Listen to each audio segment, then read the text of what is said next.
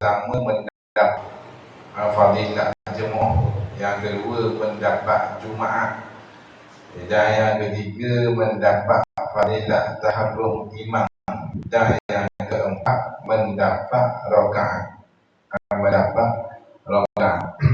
Jadi kita sudah lalui tiga, mendapat fadilah jemaah baca dah, mendapat Jumaat baca dah. Hari ini kita nak baca dekat mendapat fadilah taharrum imam, yang ketiga mendapat fadilah taharrum imam. Pada muka surat 15, kita jauh ni surat 15, 5 daripada bawah, dan mendapat fadilah taharrum imam. Bismillahirrahmanirrahim. Qala mu'allif rahimahullahu ta'ala, dan didapat fadilah taharrum imam dengan dua perkara.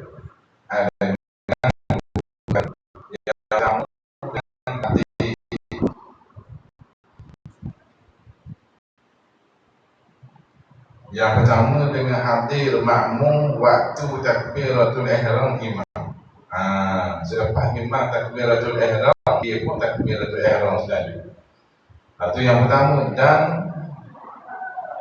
dengan takbir makmum mengiringi takbir imamnya, mengiringi makmum mengiringi takbir imamnya dengan tiada perlambatan. Lepas Allahu Akbar, makmum pun Allahu Akbar. Dan adalah mendapat mengiringi takbir makmum akan takbir imam satu kelebihan yang asing, yang disuruhkan dengan dia, yang disuruhkan dengan mendapat takbiratul ihram bersama dengan imam. Itu disebut satu kelebihan yang asing. Ada sama orang yang dia dapat takbiratul ula bersama dengan imam dengan orang yang masbuk pada rakaat kedua. Tak sama bagi orang yang semayang, dia masbuk boleh balik tahiyat akhir imam, tak sama bagi.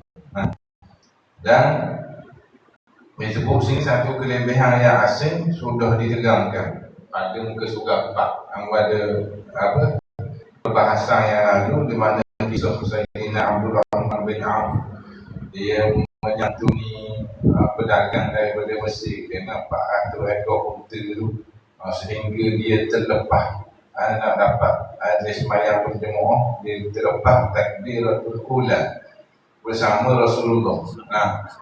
Apabila dia sampai ke masjid itu, dia tengok Rasulullah SAW sudah rukuk. Jadi terlepas dari takbiratul ula. Lepas tu ulama kata hak bagi takbiratul ula bersama dengan imam adalah yang pertama, selepas takbiratul ihram, selepas takbiratul ihram imam, itu dapat takbiratul ula. Yang kedua, selepas habis bacanya Fatihah imam. Sebelum selepas selepas habis Fatihah imam. Dan yang ketiga, sebelum imam turun kepada rukuk. Imam turun kepada rukuk, tak ada rapat dah, takbiratul ula. Jadi kita paling kurang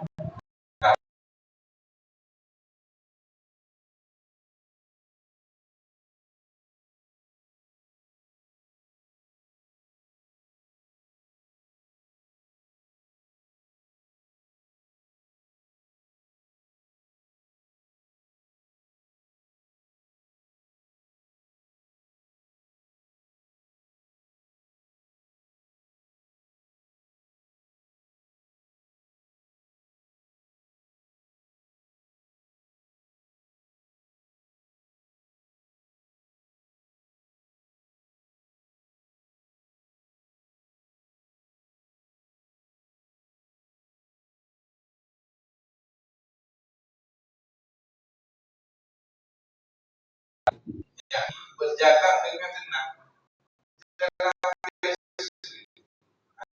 jalan biasa, segerakan berjalan, segerakan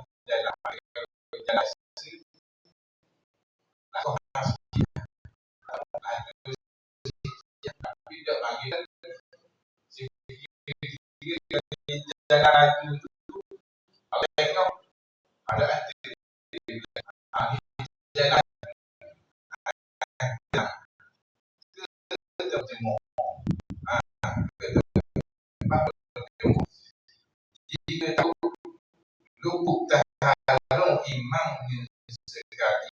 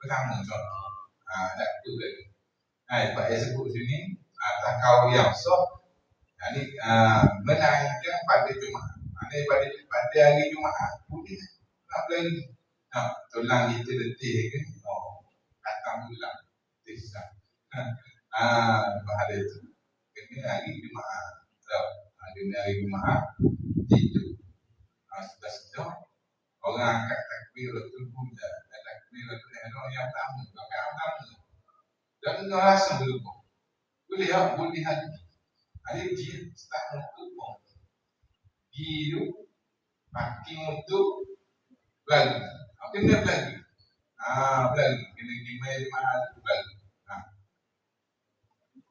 kalau kata atas wheelchair atas wheelchair nak tolong pada wheelchair pun apa asal apa asal apa dah kalau ada tolong wheelchair kau nampak tak itu kaya pun je lah jual tu secepat yang mungkin gitu je lah boleh kadang orang yang ada wheelchair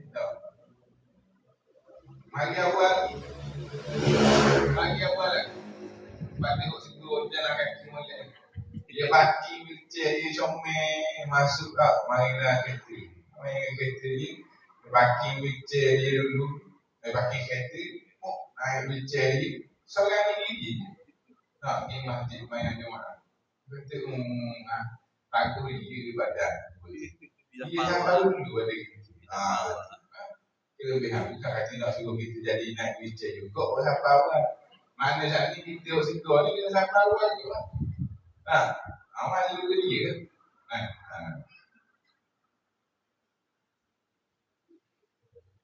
jadi gitulah kalau ada hari Jumaat kena segera tak apa lagi maka wajib bersegera sekadar puasanya itu muka surat 16 bab daripada atas maka wajib bersegera sekadar puasanya kalau kata ke mana boleh lari jalan laju jalan laju tak boleh lari jalan laju kalau lebih pada jalan laju lari lari ya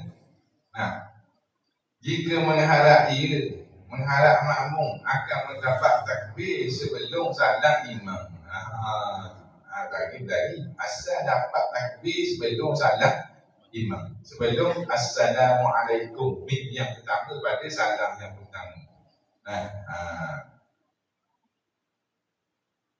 Habis itu.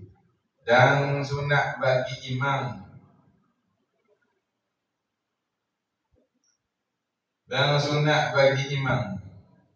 dan yang sembahyang seorang. Ini masalah lain pula.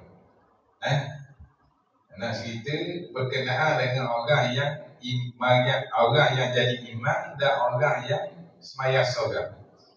Dan sunat bagi imam dan yang sembahyang seorang menanti mereka yang masuk pada tempat sembahyang, yang berkehendak mengikut dengan dia, yang nak mengikut dengan orang jadi imam ataupun sembahyang seorang tu pada rokok yang akhir dan tasyahud yang akhir. Kena dua tempat ni sunat tunggu. Dua tempat ni sunat tunggu pada rokok rakaat yang akhir dan pada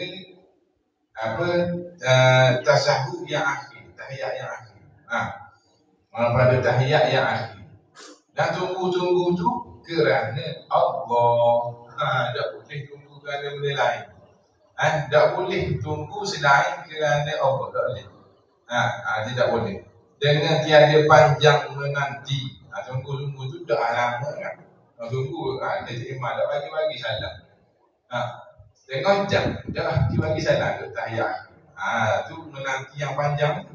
Menunggu yang panjang tu.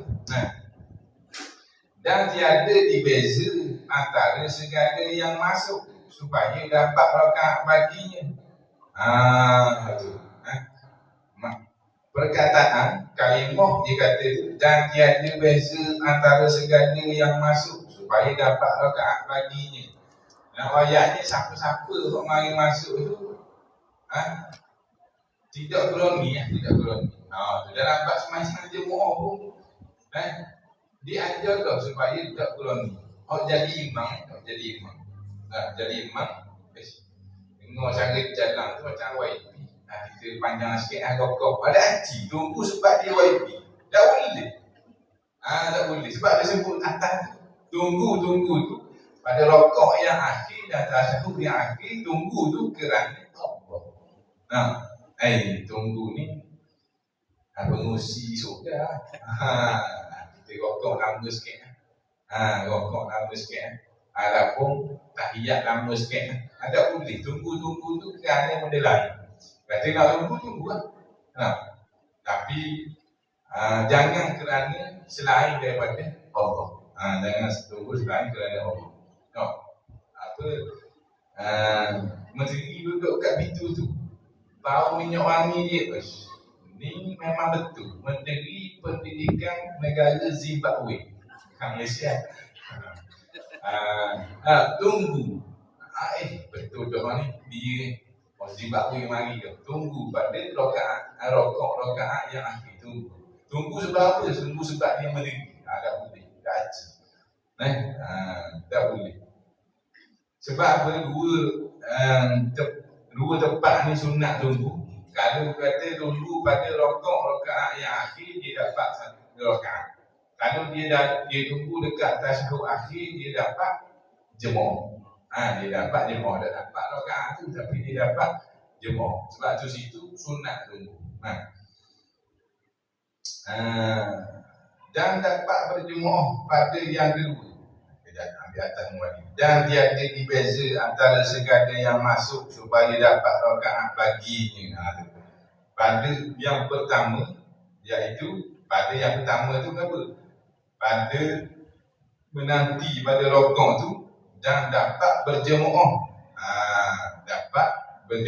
Dapat rakaat baginya pada rakaat pada yang pertama, pada menanti pada rakaat, dan dapat berjemaah pada yang kedua, yakni pada menanti pada tahiyat akhir. Situ kena buat. Kalau ada pen kanan tu kena buat koma. Takut di luar kita nak baca semula. Sekali lagi. Dan tiada dibeza antara segala yang masuk supaya dapat rakaat bagi orang yang masuk dalam sembahyang tu pada yang pertama, iaitu apa? pada menanti pada yang rokok. Yang kedua, dan mendapat berjemaah pada yang kedua, bagi menanti pada tahiyat akhir. Bila kita menanti pada tahiyat akhir, orang tu dapat jemaah. Dua tu. Dia mengiang lagi sunat menanti imam di dalam sujud yang kedua supaya menghubung oleh orang muafiq yang ketinggalan dengan imamnya kerana menyempurnakan Fatihah orang muafiq yang dimaafkan dengan tertinggal, yang dimaafkan 3 rukun yang panjang-panjang. Tahu dah ni muafiq yang dimaafkan 3 rukun yang panjang-panjang, satu perbahasan belakang ada pula. Tapi kita sebut dulu sini, nak ayatnya imam yang menanti pada sujud yang kedua. Pada sujud yang kedua dia menanti supaya makmum muafiq yang ketinggalan dengan imam bagi nak menyempurnakan Fatihah dia, yang tertinggal, yang dimaafkan tertinggal dengan imam 3 rukun yang panjang-panjang. Kalau tu imam tunggu pada rakaat yang kedua, bukan tunggu, melama sekian sikit pada sujud yang kedua. Itu sunat juga bagi tu imam. Kan makmum muafiq yang dimaafkan 3 rukun yang panjang-panjang, dia ada sebelum imam masuk rukun yang keempat, dia kena habis Fatihah dia. Kena habis Fatihah dia dan dia kena rukun. Kalau kata tak habis juga Fatihah dia, situ imam bangun diam ataupun duduk tahiyat akhir, dia kena pilih sama ada dia nak ikut imam itu ataupun dia nak mufaraqah. Ini yang masuk situ, yang masuk bab. Tapi nak ayatnya sini sunat imam sujud tu sebab apa? Sunat imam sujud. Sunat imam tunggu pada sujud yang kedua tu sebab apa? Sebab nak tunggu set ni kan. Set makmum muafiq yang dia maafkan 3 rukun yang panjang-panjang. Bagi mereka nak menyempurnakan Fatihah makmum muafiq. Dan katanya lagi,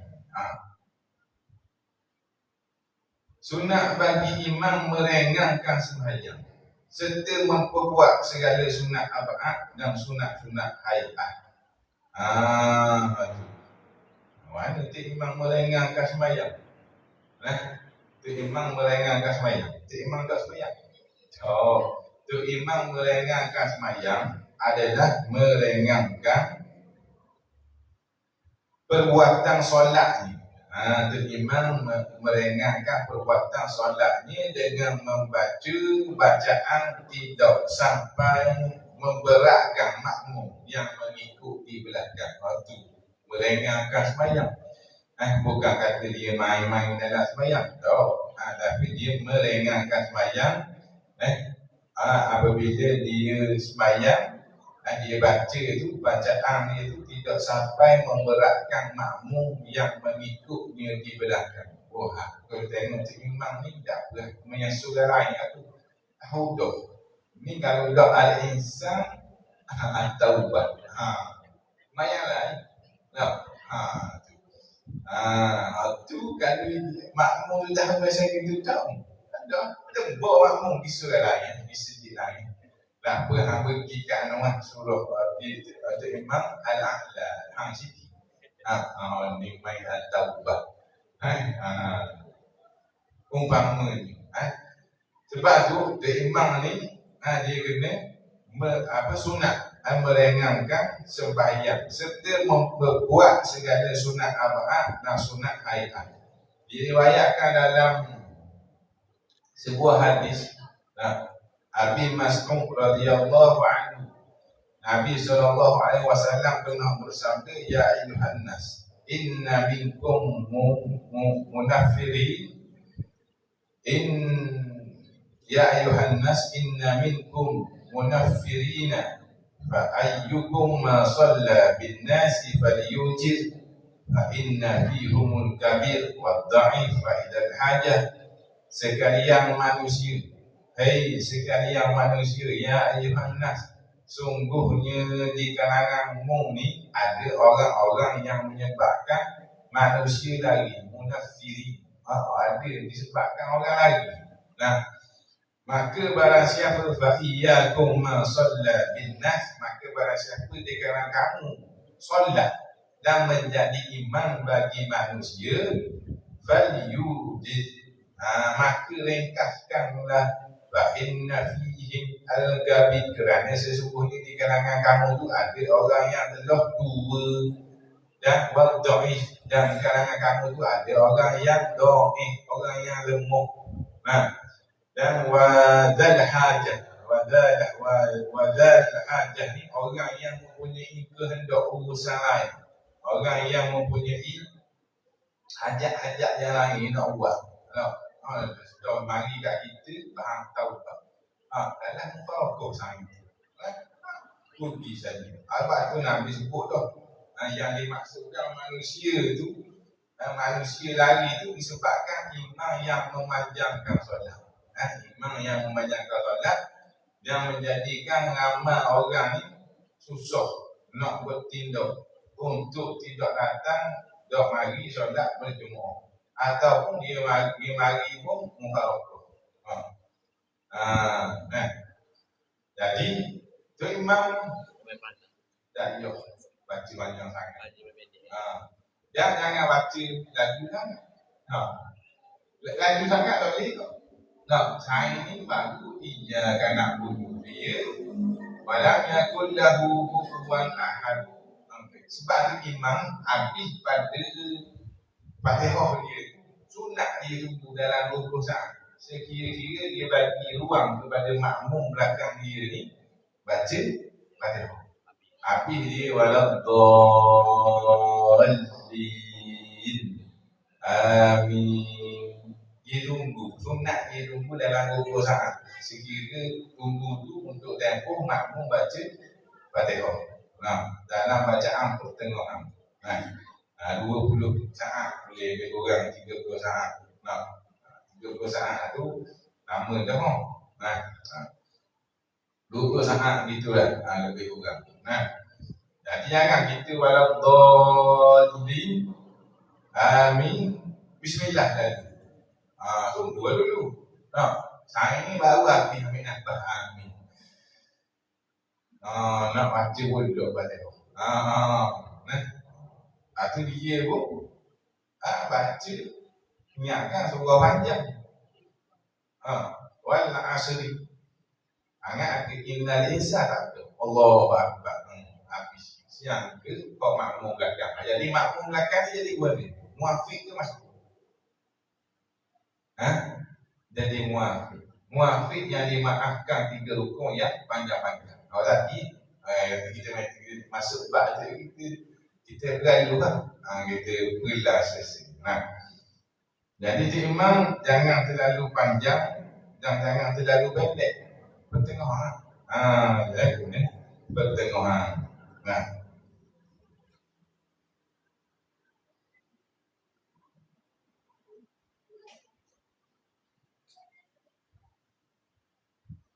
Dah kalau nak baca panjang tu, bayar solat. Dulu masa dia bayar solat, nak baca panjang. Boleh baca panjang, bayar solat. Bangun malam baca panjang. Tu tak. Tu tak. Bayar solat. Boleh kan untuk sembahyang seorang, bila baca masa ayat, bila sembahyang baca panjang. Allahumma salli ala Muhammad.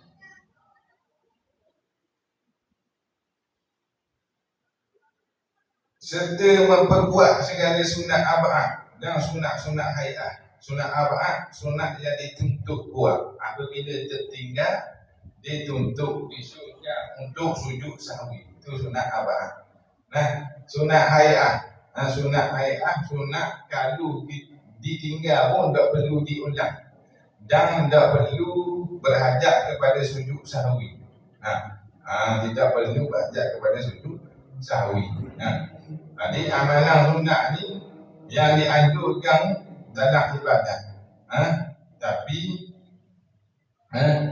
amalan sunat ni yang dianjurkan dalam ibadat supaya awak menapa untuk menyempurnakan ibadat itu. Kau mana korang boleh jadi tak pun. Dan menambah ataupun melahirkan rasa khusyuk dalam sembahyang. Sebab tu dia ada. Dan nak memperelokkan, nak mempercomelkan lagi kualiti ibadat seseorang. Itu sunat abad dan sunat ayat. Janganlah dapat tentang sunat ayat dak baca dalam kita. Tentang sunat ayat dak baca subhana rabbiyal a'la wa bihamdihi. Dak baca. Apa sunat kan?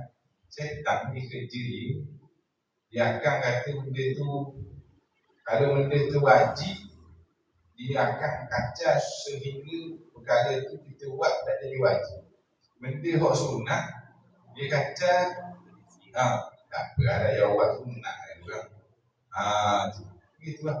Dia akan makin lama makin meringankan kualiti ibadat itu. Makin lama makin dikikis kualiti ibadat kita. Dalam masa yang sama, kualiti diri kita pun jadi kurang. Kita fikir waktu lah jadi doktor nak jadi. Bangun rubuh jadi lambat. Padahal itu yang kurang comel dalam ibadat itu. Tapi jangan sampai mengutamakan sunat lebih daripada yang wajib. Ada juga. Ada setan ni kacau kau. Dia kacau kau. Benda sunat dia letak benda tu seumpama benda tu kalau kita dah buat jadi wajib. Tadi dia rasa linga dia. Padahal saya ni akan takbir. Allah Akbar. Rasa linga kali ni rasa linga. Baca tu. Dia juga berhenti mayang ambil mayang mula. Padahal benda tu sunat dia pun sembahyang sah je lah, tak ada salah. Ataupun dah sembahyang Allah Akbar, rokok dah apa semua. Mana dah akan pergi lagi. Berhenti mayang yang pergi mula. Piyah tu benda sunat je. Benda sunat bukan kata lepas mayang nak bukan piyah, bukan. Tapi nak ayat ni budaya setan ni kat mana-mana dia akan kehidupan. Nak kaca kualiti sembahyang itu, nak kaca kualiti ibadat itu. Itu lah masa kerja. Kalau setan kaca tu tanda. Tanda kita mengaji ni betul. Bukan nak suruh dia kaca, tapi tanda. Itu kata ulama ni. Tanda mari khawatir itu adalah tanda kau benda kita ngaji itu setan orang sesat dari cara mu minum air ada suruh pergi semayang kau sesat dari situ duduk situ tak ada ajar minum air belum main duduk laga yang lain bang bayang dulu tak duduk dia begitu untuk situ ni hok jenis semayang jenis kaki semayang dah semayang jemaah duduk main game contoh kita ambil main game memang orang bang sikit kalau menang segini ni naik peringkat ni naik level ni main api naik level dengan orang komak macam main ni tu kerja dia tu kerja setan dah. Main game macam-macam. Kau bahasa baca surat kampus. Kau bahasa TikTok scroll. Sudah tidak nak surat kampus scroll boleh. Scroll TikTok. Telefon. Tu dah. Maksudnya apa tu? Maksud bagi sunat abad dan sunat ayat. Maksudnya jangan tak disebut dah tu sunat apa sunat ayat apa. Dia kata sini sunat bagi imam meringankan sembahyang serta memperbuat segala sunat abad dan sunat ayat. Maksudnya jangan simpan atas sekurang-kurang dan jangan mengambil akan terlebih akmal. Kenapa sini? Jangan simpan atas sekurang-kurang Kalau kata jangan simpan, jangan buat atas sekurang-kurang kalau kita rokok dulu. Subhana rabbiyal azim wa bihamdihi. Ataupun dia kata jangan mengambil akan terlebih akmal. Terlebih akmal berapa? Akmal sebelah. Kita tasbih dalam apa? Dalam semayang kita siap ada rokok, sujud. Paling kurang paling kurang pertengahan 3. Paling akmal sebelah. Akmal ni sempurna. Paling molek kali sebelah kali. Subhana rabbiyal a'la wa bihamdi. Subhana rabbiyal a'la wa bihamdi. Sebelah kali. Sebab sini dia sebut jangan simpan, jangan ambil terlebih akmal. Dan terlebih akmal berapa kali? 12 kali. Tak boleh. 12 kali tu tak boleh. Biar sebelah tadi. Melainkan jika redha dengan memanjangnya oleh makmum yang maksud dengan berlafaz. Ni yang kita ayat kita lupa. Melainkan jika redha dengan memanjang imam oleh makmum yang maksud, yakni makmum yang biasa mari lazimi sembahyang jemaah dengan dia semua. Tu makmum maksud. Dia redha lah dengan berlafaz,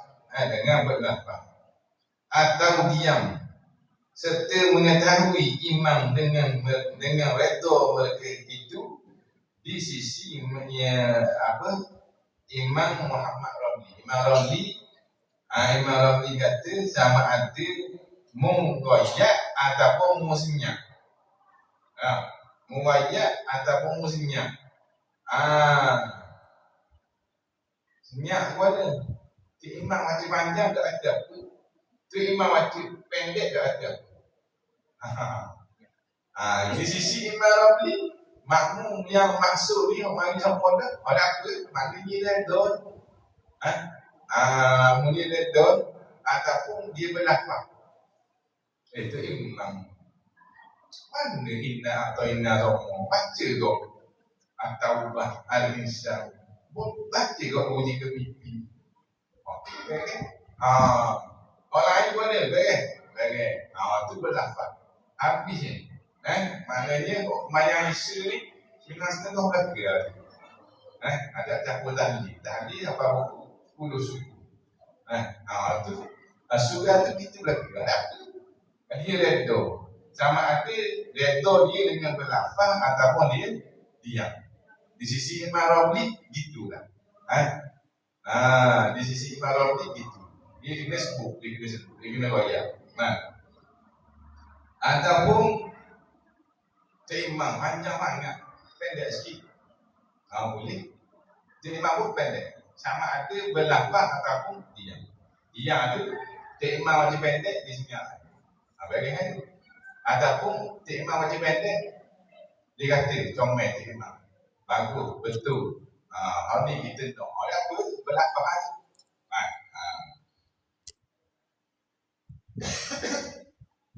Dia ada mematuhi dengan diam.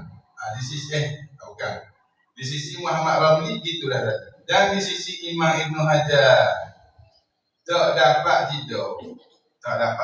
Ini mesti daripada berlafaz. Tiada memadai dengan diam. Tak boleh. Buat senyap, tu imam baca panjang buat senyap, tak boleh. Imam Ibn Hajar kata sama ada kepanjangan bacaan imam itu bagus ataupun tidak bagus. Bukan bacaan dia tidak bagus.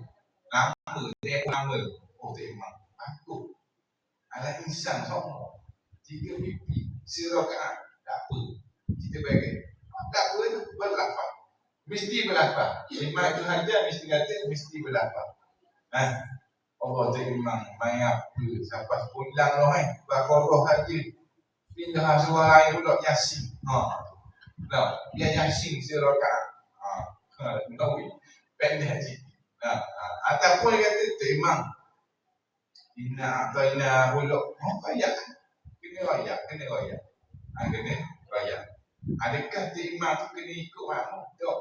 Tapi itulah cara dia menyantuni jemaah dia, makmum di belakang dia. Tapi rasa dulu ni tak ada lagi bahan yasin surah Kaat. Kalau rasa yasin surah Kaat, ada orang surah tu. Ada. Tak ada. Bukan kata orang tak ada surah tu pergi ke masjid. Tak. Tak ada. Orang tak ada. Kan tak ada. Sebab tu macam hadis tu baca dia nak kena bertengok. Nak baca surah panjang pun berpada-pada. Berpada-pada. Saya tengok belakang ada orang gaul ke, sakit lutut ke. Daripada dia rasa nak mari sembahyang jemaah ni. Bila mari rumah tu niat dah. Allah Akbar dengan berkat aku mari sembahyang jemaah ni, angkatlah kesakitan aku ya Allah. Mari sembahyang jemaah. Apa kena dua bibi? Dua muka surat aku amsur. Dah mari dulu. Tak apa gitu. Tak apa rugi kepada umat. Jadi di sisi Imam Ibnu Hajar tidak dapat tidak. Yang ini mesti berlafaz. Tiada memadai dengan diam. Tak boleh diam. Dan makruh memulai sembahyang sunat. Ini habis apa? Makmum yang maksud. Makmum yang maksud. Dan makruh memulai sembahyang sunat kemudian daripada masuk yang muqamat kepada iqamah. Muqamat ni apa dia? Untuk bila kepada iqamah. Iqamah tu perbuatan lafaz. Perbuatan iqamah tu adalah perbuatan lafaz bagi iqamah tu Allahu Akbar Allahu Akbar asyhadu an la ilaha illallah wa iqamah. Muqammah ni siapa ni? Untuk bila? Untuk bila. Jadi makruh memulai sembahyang sunat selepas daripada masuk muqammah. Orang qammah tu. Dia mari masuk sembahyang sunat, makruh sembahyang sunat dia. Bukan kata dosa, makruh. Kalau tu imam untuk bila balik mula buat Allahu Akbar Allahu Akbar asyhadu an la ilaha illallah, dia masuk Allahu Akbar sembahyang sunat. Makruh. Makruh. Dan jika iqamah dengan tidak izin imam sekalipun. Jika tidak izin imam sekalipun, sebab tu dia kata minggu lepas iqamah ni adalah untuk imam. Bukan untuk bilal. Maknanya untuk bilal nak iqamah kena dapat keizinan untuk imam. Imam boleh iqamah? Boleh. Baik. Gitu. Kena minta izin. Kena dapat keizinan. Dapat keizinan laluan daripada imam. Kadang-kadang tu imam dia mari rasa nak buang air. Tu bila iqamah. Aku dah suruh iqamah dah, baru nak minta dah. Kadang-kadang berlaku situasi tu. Kadang-kadang berlaku situasi tu. Ada orang berat lagi. Kalau VIP mari tiga tengok. Cik Imam ketuk ke berapa ke? Banyak mudah nak tunggu sultan. Kalau Cik Imam tu mayang kata-kata Ismail soh belakang. So malah pun tapi nak ayat kualiti sembahyang Cik Imam. Kecuali kok belakang ni tahu tu. Kecuali kok belakang ni tahu tu. Makmum sekiranya dia dah tahu imam tu berhadas ke, tak apa dia. Tak apa dia. Tapi nak ayat ni kualiti bagi imam ni. Setengah-setengah tempat. Bukan setengah tempat, setengah situasi lah. Setengah situasi. Kadang bila duduk dalam berhadas, mari dah. Orang-orang besar, aku ingat, betul tadi. Aku ingat aku berhadas. Nak kena ambil sembahyang mula, nak jadi tak boleh jadi imam dah. Sembahyang lah kadang ada imam. Dia diulang pula. Orang belakang ni, tak lah. Kalau dia tahu dah, kalau dia tahu dah, tak ada itu. Kalau tahu dah, tak ada itu. Ikut apa tahu dah, ni solik. Ni hok salah. Jadi bang salah tadi itu. Maka jika ada seorang di dalam sembahyang sunat, ni bagi orang tengah sembahyang sunat, tiba-tiba iqamah. Tiba-tiba iqamah yang muqamah. Maka mensempurnalah ia untuk surat 17. Di tengah-tengah sembahyang sunat, tu imam kapal kita bila, iqamah. Dia tu ada orang sembahyang ni, sembahyang sunat. Ada iqamah. Dia iqamah. Iqamah juga. Jadi waktu tengah sembahyang sunat tu nak kena buat apa ni? Kena menyempurnakan sembahyang sunat. Kena menyempurnakan juga sembahyang sunat ni. Mensempurnalah ia orang yang sembahyang sunat itu akan sembahyang sunat itu. Itu pun ada lagi. Itu pun jika tidak takut luput jemaah. Dengan salah imam. Mana kalau dia menyempurnakan sembahyang sunat dia itu pun jika tidak takut luput jemaah dan dengan salah imam. Maka jika takut luput jemaah, sunat memutus ia akan solat sunat itu. Sunat. Kalau aku sembahyang juga ni, jangan. Orang habis sembahyang kari. Sembahyang sunat ni panjang pada sembahyang kari. Jadi kalau kata begitu, sunat memutus. Sunat memutus.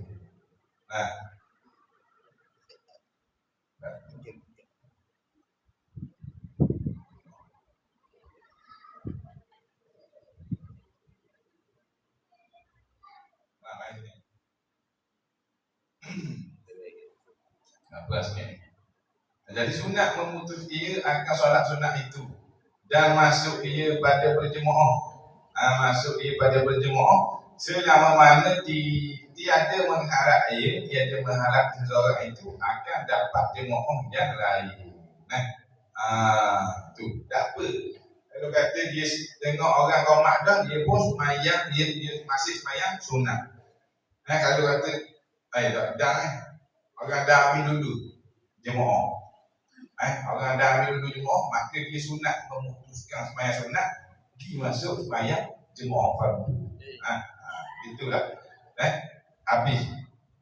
Dan didapatkan rakaat bagi makmum masbuk yang mendapat ia rakaat imam pada hal rokok dengan dua pekerjaan. Wallahu subhanahu wa ta'ala a'lam. Dia berhenti sikit. Habis tu ini nak masuk bab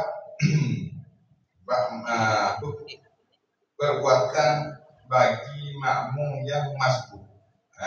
Makmum yang masbuk dapat rakaat guna.